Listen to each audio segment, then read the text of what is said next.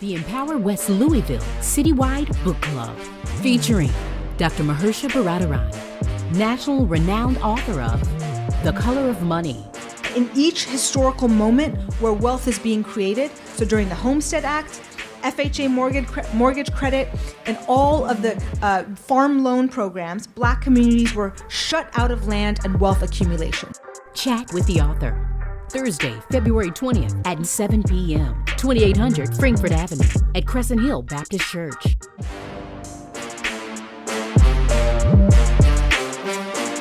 White American households own 90% of the national wealth.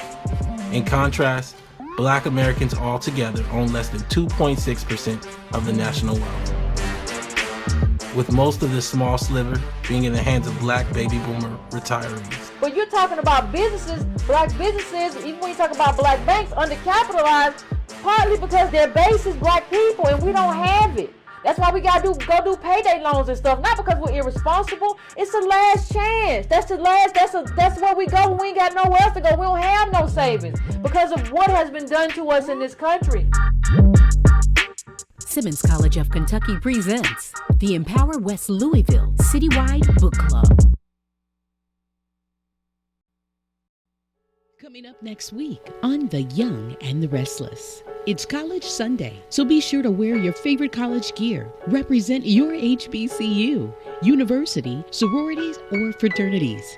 Also, next week's service will feature performances from Actors Theater of Louisville, The Young and the Restless, Black Youth and the Struggle for Racial Justice. Only here at St. Stephen Church.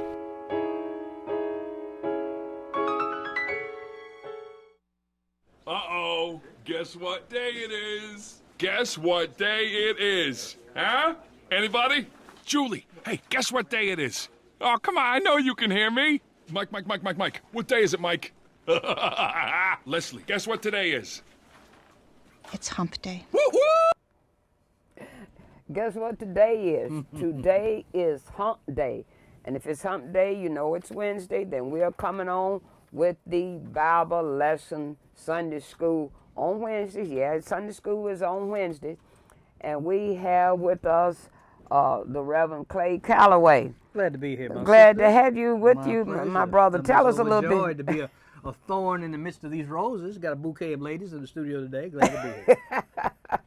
Well, you know what? Thorns have purposes. Has indeed a purpose. Thorns Indeed have a it does. purpose. I'm glad to be And the thorn is to protect the rose. Yeah, it is. There you That's go. so There you true. go. All right. I'll take that. So tell us about yourself, Reverend Clay. Well, I'm just a child of God. I'm glad to be a child of God. I've been grew up in the church. My grandfather was a pastor All at Cable Baptist Church. In fact, I was named after him, C.C. Calloway Cable.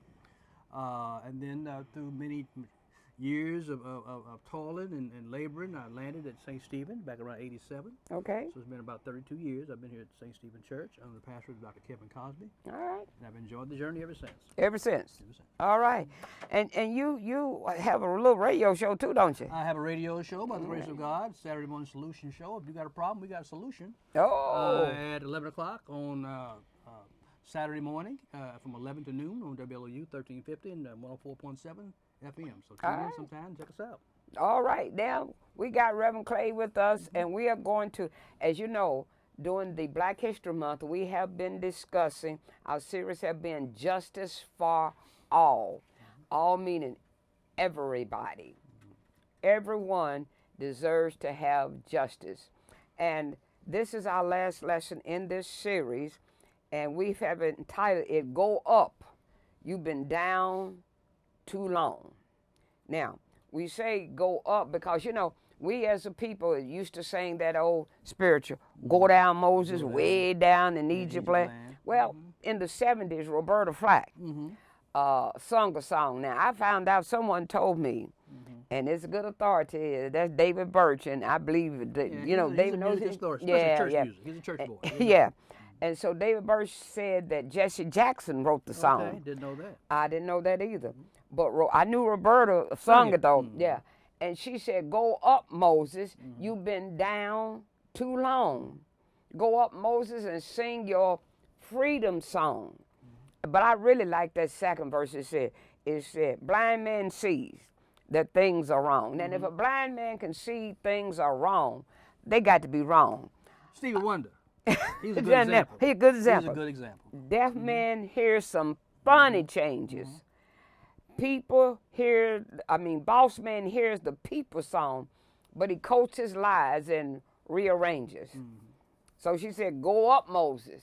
You've been down too long. And so we wanted to entitle that with this last lesson for this series.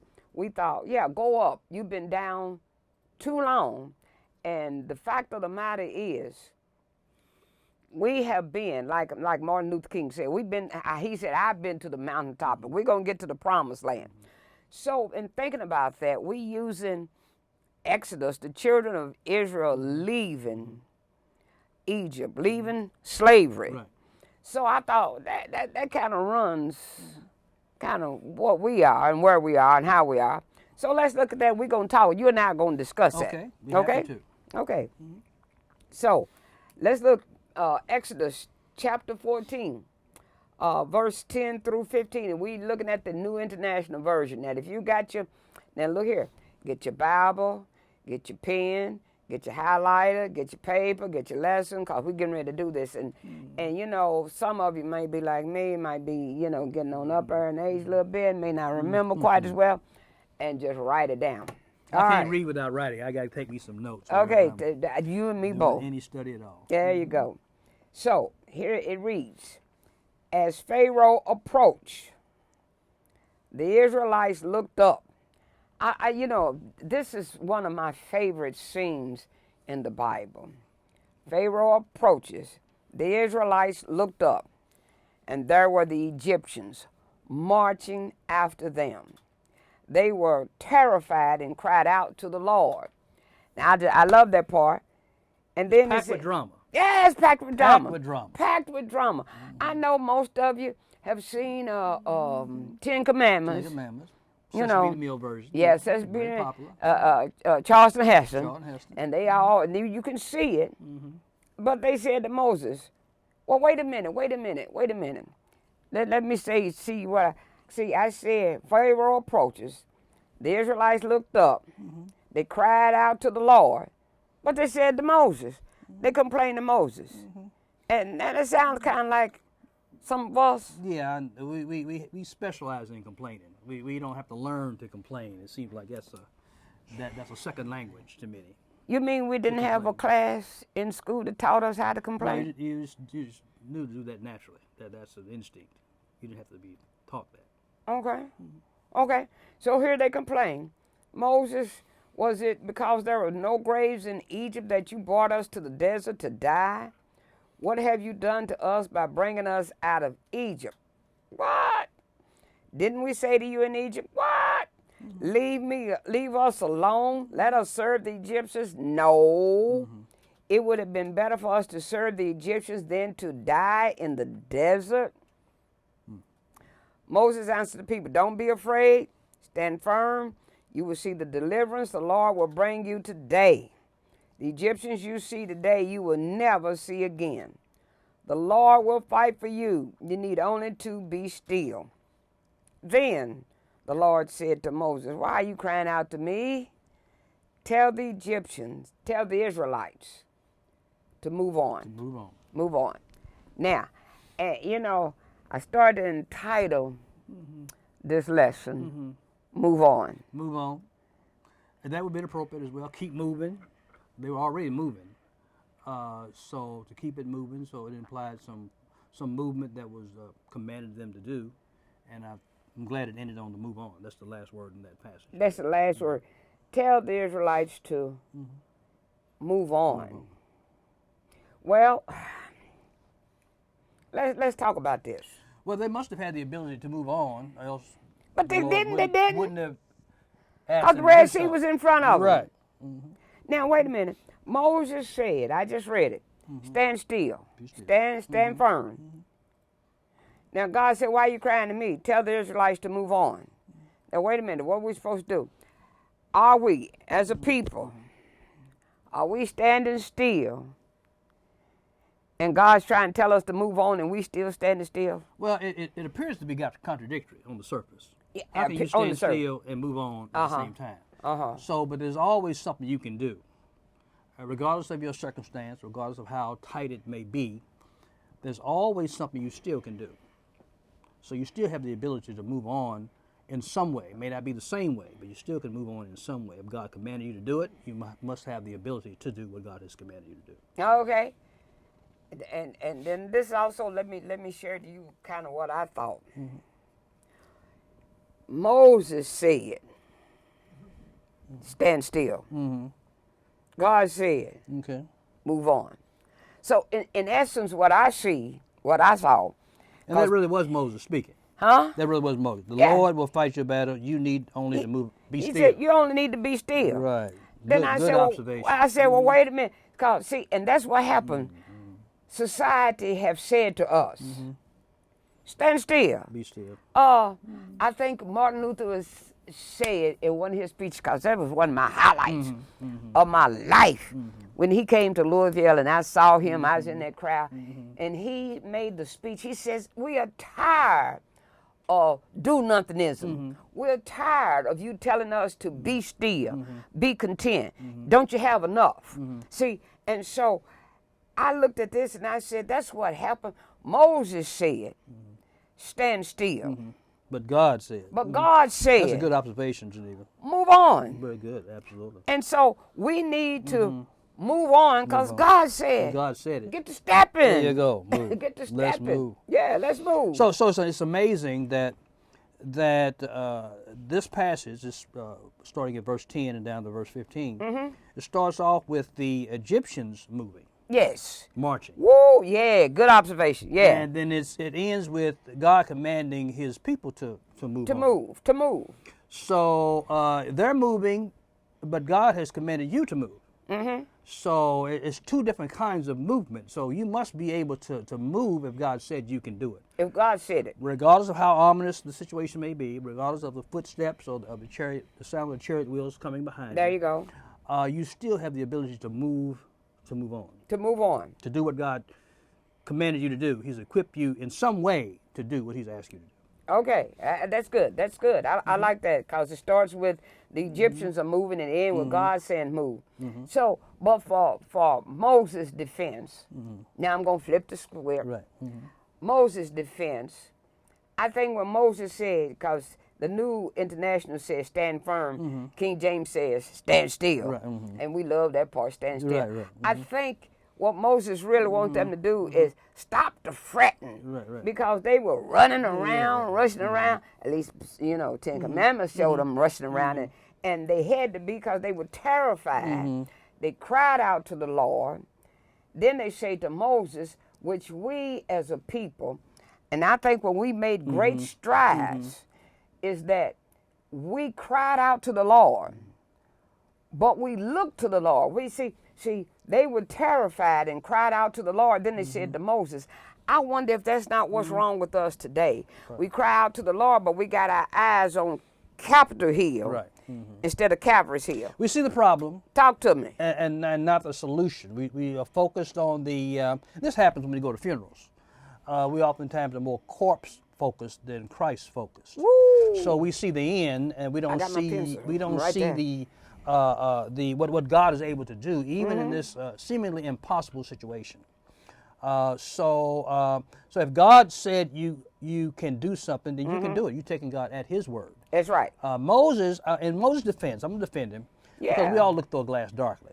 Yeah. And so Moses was, I'm sure, attempting to speak the intent of God.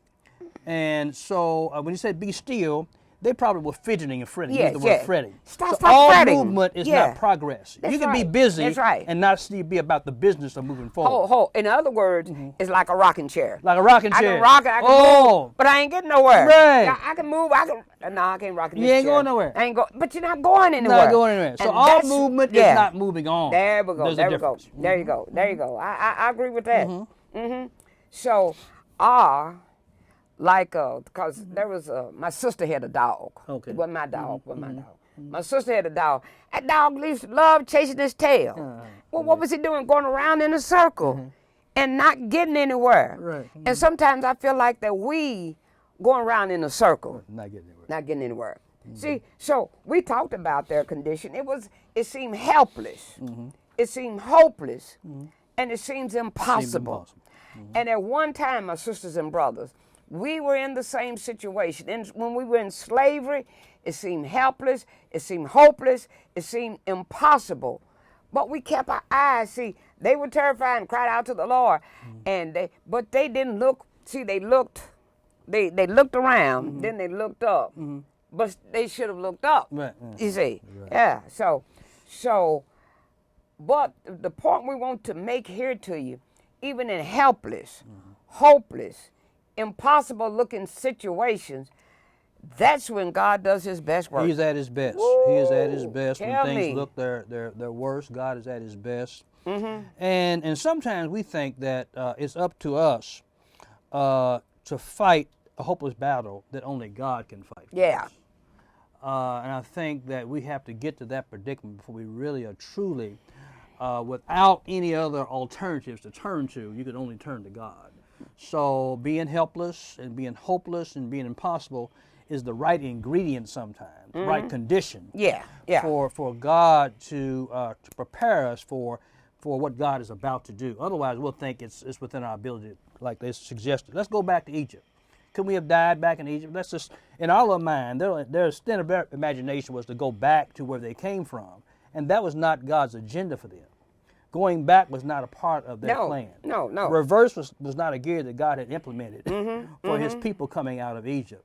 So he had to create a situation where there was no reverse gear in order for them to be focused on moving on instead of moving backwards. Okay, yeah, and that is true.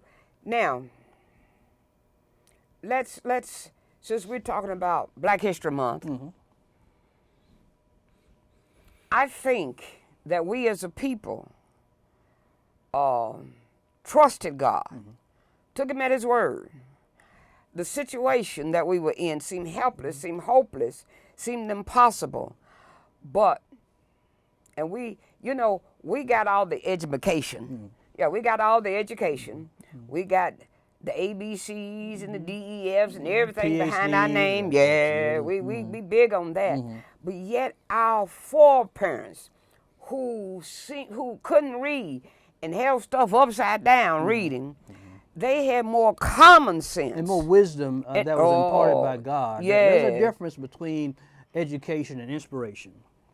And God revealed himself to us. Yes. In our foreparents. And they saw him. Right. I mean, they couldn't write, but look, they knew how to communicate because they did with spirituals. Right. Just send out a signal just by singing. They used what they had to make it work. Absolutely. Now, and so, but they knew education was the main thing. They knew what they needed to do. But when I look at us today, because we have a tremendous legacy. Tremendous. I just left a workshop moments ago. Okay. The ADOS movement. The American Citizenship Slavery. Tell us. And a source that is a movement that is promoted by Simmons College, St. Stephen. Right. About promoting the lineage of those that were descendants of slavery. Yes. And so that applies to people that were descendants of slavery. But also we have a BADOS movement, a biblical descendants of slavery as well. Because the Bible clearly is rooted in the slave narrative. I had to write that down. So you have the ADOS and you have the BDOS. I just created that on the way over here. We are biblical descendants of slavery as well. So when the Bible says, even in Deuteronomy, I think Deuteronomy 5:15, remember that you were slaves in Egypt. Yeah, remember. Remember that you were slaves in Egypt. Don't forget where you come from. Don't forget. And God keeps that in front of you. He said, remember your lineage. There you go. Remember your biblical lineage. So it's rooted right here in Exodus because of what he did in Exodus and brought them out of slavery. That is a basis upon which he's going to build on everything else moving forward. Yes. So if you forget that, you can get biblical amnesia. And you won't have the essential foundation for what God has done and has been doing throughout your history and through the legacy that he has continued to develop even moving forward. But he has a way of bringing us back. Oh, absolutely. And make us remember. Right. Yeah, because Monday night over at the happy hour, because we have happy hour on Monday night. Okay. So over All at Indiana campus. All right, we got good stuff every every day here at St. I have to Stephen. have you come over Every and teach. day. Oh yeah, Every Monday day's a night hump happy day. hour, Every yeah. day's a good day at St. It Stephen was Church. great, and I was teaching them, and I said, you see, one thing we need to do when we say look, you know, what are you looking at? You need to look back. Just catch a glimpse, not live back, but look back. What? So you can remember where you come from. And that's all Black History Month to me is really about. Look back. Remember the Emmett Tills. Remember the four little girls that was bombed, that lost in. Remember, you know, and that the clip that was showed Sunday about this one girl who Little at Rock, the Central, Little Rock, Arkansas. tears came to my eyes because I thought, you probably remember some of that. yeah, how terrified she must have been. All by herself. And the evil, the hatred that was on their face. Out. But God always has somebody. This one white woman came out of the Put crowd. arms around her. You're not by yourself. Oh, that's powerful. And we need to remember, not only remember where we come from, but remember we had somebody. To help us get there as well. We didn't make it by ourselves. Absolutely. Everybody is not Trump. Right. Everybody's not Mitch McConnell. It looks bad. It looks bad. It looks bad. Real bad. And, you know, I think that's what God wants us to do, because I've said it over and over again. I'm going to say it now, and it's in the recording. I think God had allowed, because he brought us through. He gave us a bush stuck us, you know, because a bush will stick you. And George Bush stuck us. He did it. But then, you know, we took our eye off, and when, you know, we got, we got, Obama.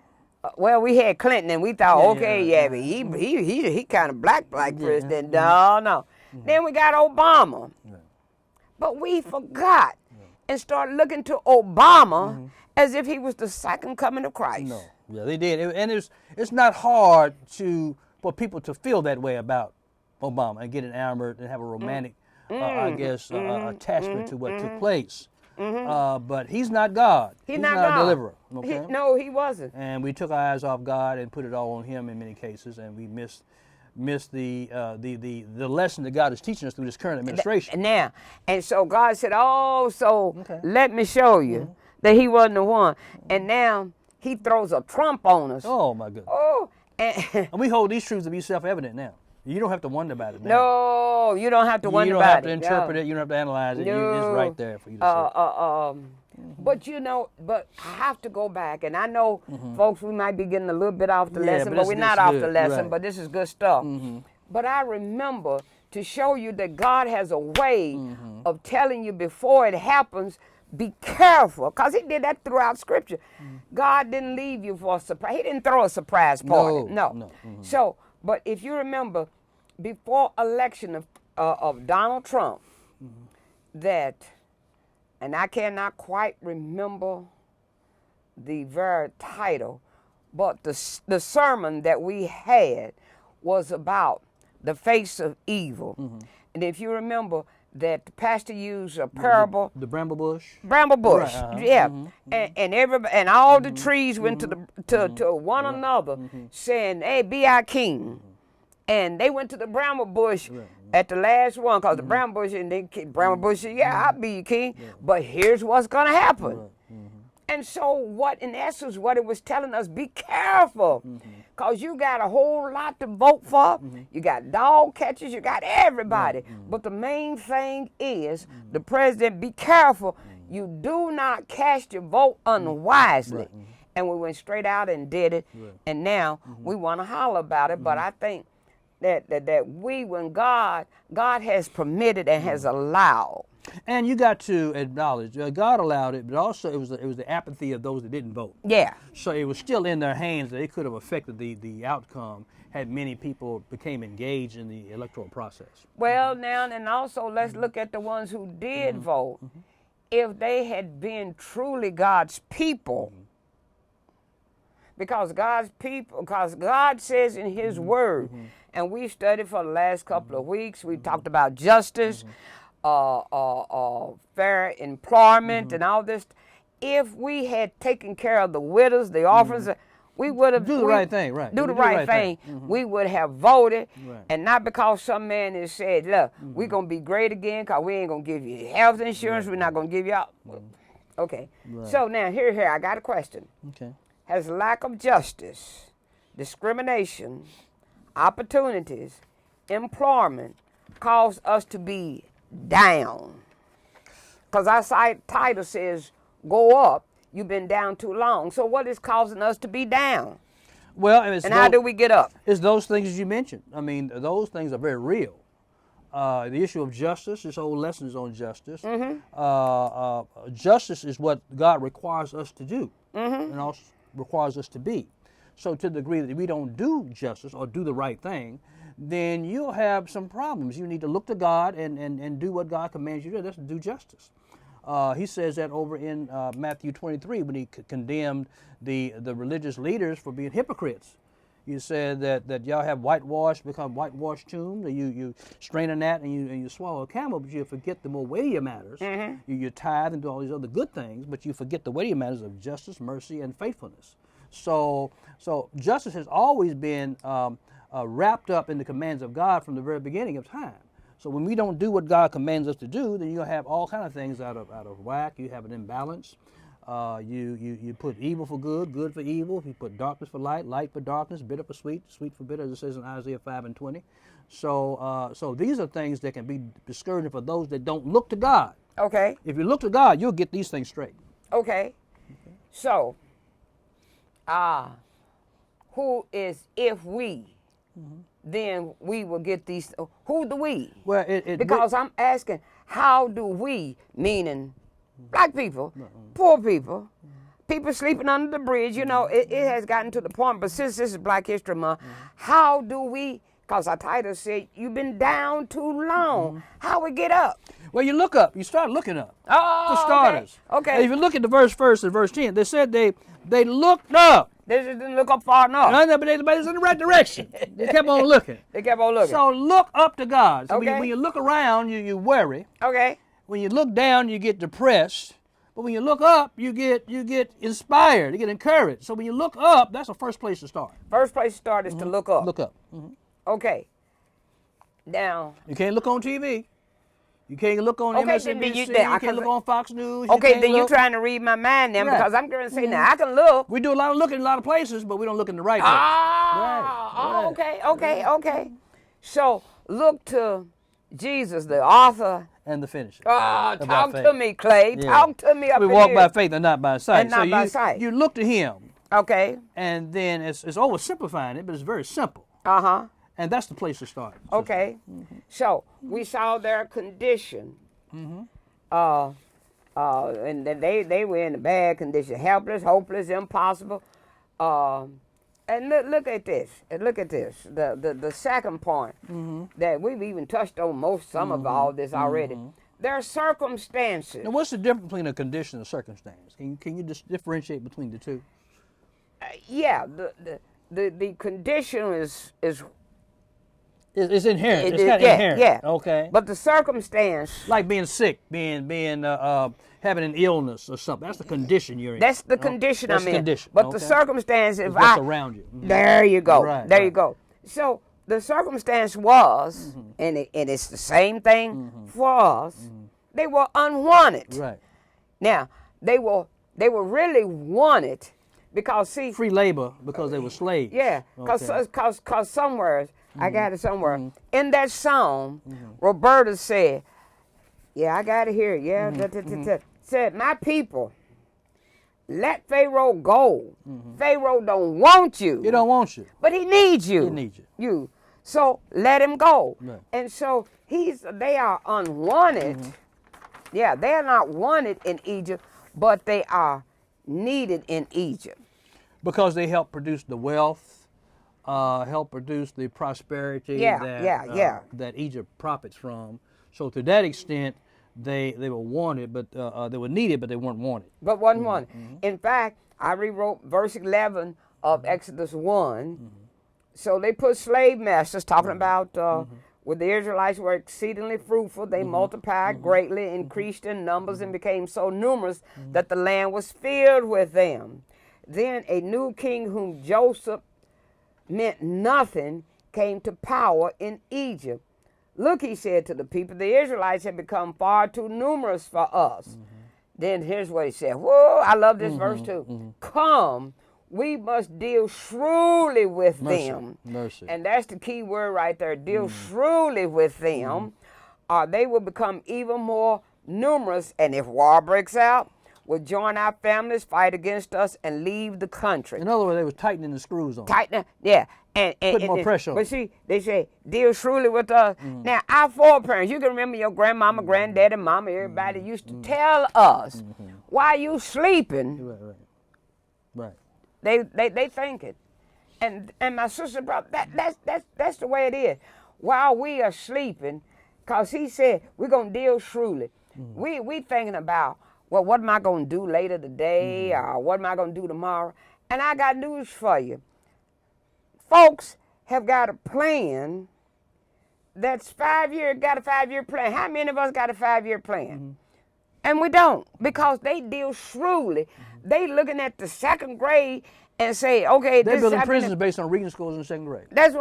You took my words Right, out of my mouth. right. They already dealing shrewdly, decided, oh, this is the number of prisons we're going to need, this is where we're going to build them, based on what's in the second grade. And so Redlining, it falls in the same, don't you premise know where it? they redline neighborhoods, and Absolutely. you have economic advantages and disadvantages based on where the line is drawn. 'Cause they That's wanna- dealing shrewdly. with shrewdly, that's dealing shrewdly when you to go to make the bank sure to get that a you loan, can't get out. They underline, they don't really write out the criteria for you getting a loan, but they have a criteria that is designed against That is you, designed that against prevents you. you from getting a loan that others might be able to take advantage of. Just like, and we don't see it now, but you getting ready to feel it. If you ain't feeling it now, you're going to. Just like the tax breaks and all that kind of stuff that Trump has put into effect, it was dealing shrewdly. Woo! Health care. Yeah. Preconditions. Now, They're trying to make further cuts with food stamp programs and other social service programs, Medicaid and Medicare, going after all of it. They're dealing shrewdly with those that are oppressed by these policies. And therein is the key. And this is why, for whoever's watching, it is not now. I'm not going to say that it's just about black and white anymore. It's about the have and the have-nots. Right. And they want the gap to grow. But now here's the way I wrote verse 11. So they put slave masters over them, us, to oppress them, us, with forced labor, and they, us, built Washington, D.C. Right. You see, and they built their storage cities, and we built the White House. Right. For Pharaoh. Absolutely. For Pharaoh. And that's what has happened. But yet we are unwanted, unappreciated, and God knows we are The wealth of this undesirable. nation was built on the backs of blacks. Tell me about Period. With no slavery, we were the single biggest commodity. We were worth more in America than all the oil in Saudi Arabia. There you go. So we were the commodity that built this nation. We were the bodies that built this nation. No such thing as a lazy slave. No. So for us to Where'd they claim get that we are lazy, laziness is not in our DNA. No. Because you we worked built us. we built this whole nation. The whole thing. Built the whole nation. And if you don't understand how that the United States became rich on the back of blacks, here's what I want you to do. I call St. Stephen Church, ask for me, and volunteer. I'm using the word volunteer to clean my house for the rest of my life. For free. I don't have to pay you. For free. Free. I guarantee you I get ahead. Get ahead. I don't have In fact, Sister Nee, we this week, I want to just throw this out here. We have the book read, citywide book read on Thursday. Right. Is That's discussing tomorrow. the color of money. Yes. And it's going to discuss this very fact in great detail. And there it is. There it is. And that's going to be at Crescent Hill Baptist at 7 Church o'clock tomorrow night. On Thursday night. And if you haven't read the book, that's all right. Go on anyway, and you can get the book and read it. And benefit from the discussion there. Yeah, there you go. Sometimes you got to build up your library, the color of money. Color of money. It talks about the gap in the, and it talk about black banks. And in fact, that gap is probably misleading, sister. It's really more like a canyon. Well, okay. A That's canyon implies, a gap implies you might be able to make up the difference. No. But Yeah, it's more 'cause- like a Grand Canyon. Who said because I think it was, maybe it was Ezekiel said, I stand in the gap. In the gap, right. You know, in other words, Right. the gap is It's just wide. big enough for me to be in there. Now I can Yeah, stop. it's so but wide. it's It's so more wide. like Yeah, a yeah. canyon. That's good. Indeed. So we're undesirable, unaccepted, and undervalued. Now, and I want you all to remember those words because we're going to come back, I hope, in just a few minutes. Right. And we talked about their response. They cried out. But they also complained about leadership. We talked about that. That's in our DNA. We're going to complain. Yeah. You can't beat us complaining. And then they clung to the old way of life. Oh. Instead of clinging to the old rugged cross, we cling to the old rugged life. We cling to the wrong. Ain't it wrong with clinging?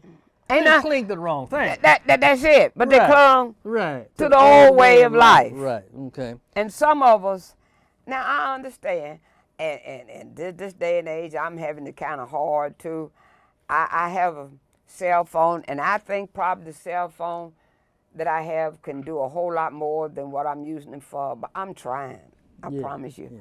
I got a cell phone, and I try to make that rascal work. Let's move on here, because we got some, okay. And we talked about the command. The command was to move on. Move on. Stop looking back, because I even said now, Genesis 19:26, we talk about looking back. Lot's wife looked back. Looked back as she was following behind him, and she turned into a pillar of salt. You see, there's two ways we can look. We can look back to remember where we come from, which what we talked about. And we can look back longing to be to back. Want to return. Yeah, right. To want longing to return. to be back.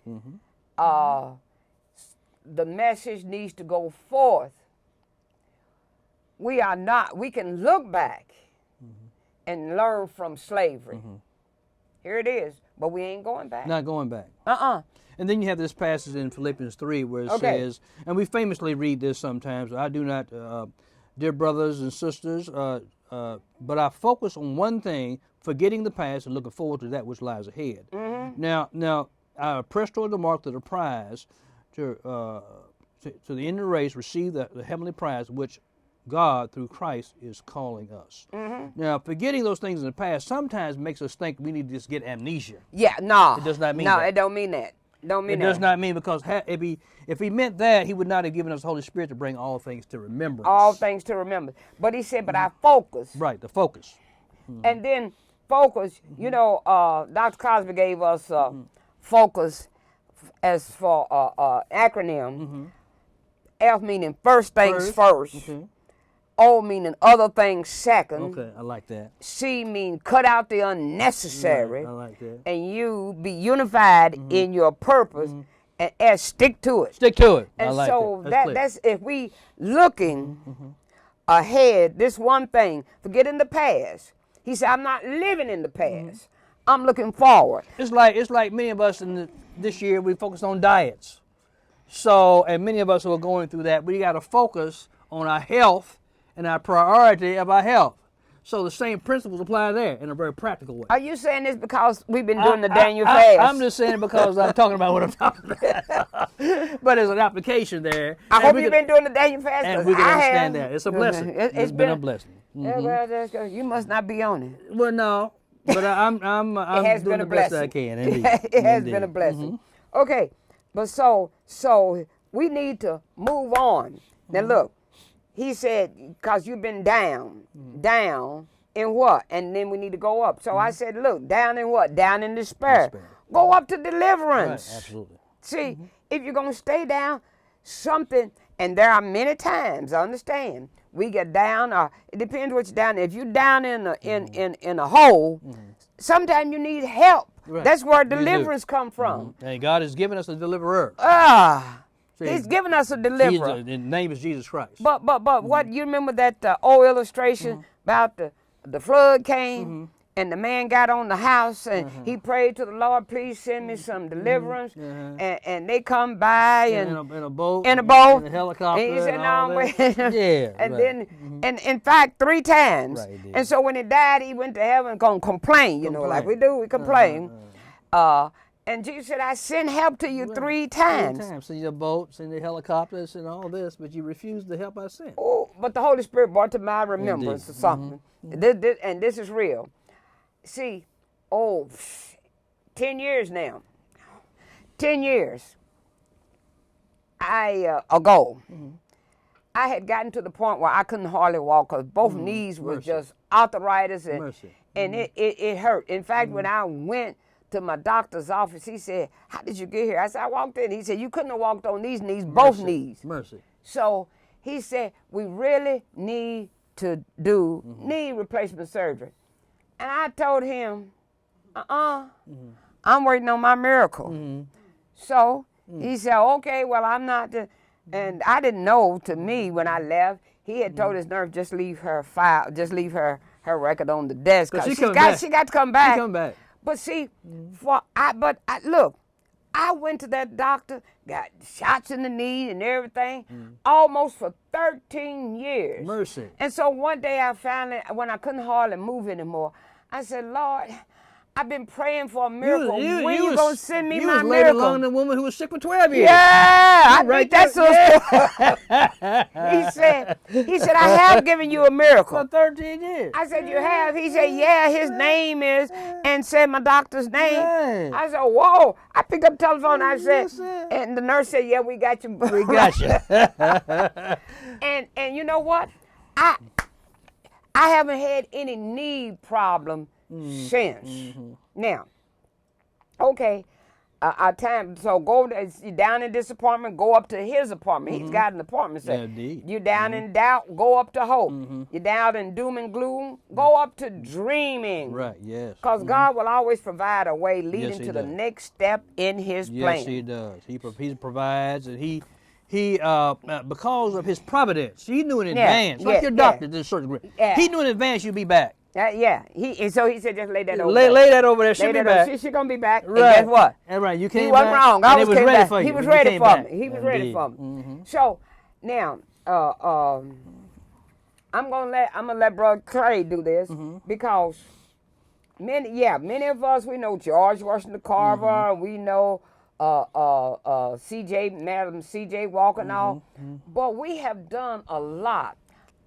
We can't even take time to give it all, but I just want some things that we as Black Americans, and notice I said Black Americans, I didn't say African Americans, I said Black Americans, is the contribute that we have made to this society, this nation, is unbelievable. So here's a list of some things. Some of the products that were produced by probably many unsung and unknown Black Americans. Number one, the home security system. We can't, many of us have burglar alarms on our home today that we take for granted, but that was invented by Mary Van Britton Brown. Black woman. Okay. The traffic light, Mr. Garrett Morgan. We can't stop and go in traffic without his invention. And if you want to try to do it without a traffic light, I was amazed when I went to Jamaica and they had just running any kind of way. Because they didn't have traffic lights. No regulation. Wait a minute, you couldn't. Well, yeah, they could. Yeah, then you got the refrigerated trucks by Frederick McKinley Jones.